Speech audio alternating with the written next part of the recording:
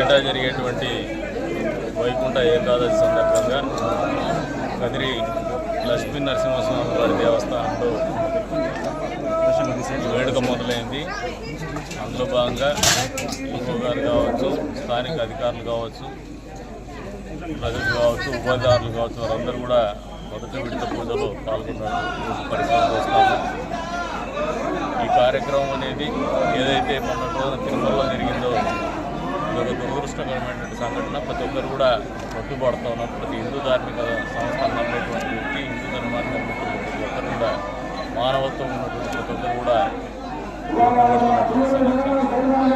ఇక్కడ కూడా జనాలు గంట 2 గంటల తర్వాత రద్దీ పెరిగేటువంటి పరిస్థితులు ఉంటాయి.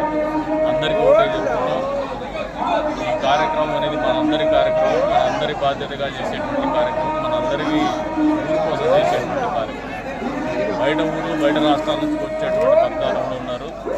వారందరి సౌకర్యార్థం మనందరం కూడా బాధ్యతగా మసులుకోవాలని చెప్పేసి తెలియజెప్తున్నాం. ఆ దేవదేవుడు ఆశీస్సులు నియోజకవర్గంలో ఉన్నటువంటి ప్రజలందరి మీద ఉండాలని చెప్పేసి, నియోజకవర్గం సుఖశాంతులతో, సంతోషాలతో, మంచి పంటలతో, అదే రంగా ధనధాన్యాలతో వర్తిల్లాలని చెప్పేసి ఆ దేవదేవుని ప్రార్థించుకుంటూ మరొకసారి 50 మంది భక్తాదులకు కూడా ముక్కోటి ఏకాదశి శుభాకాంక్షలు.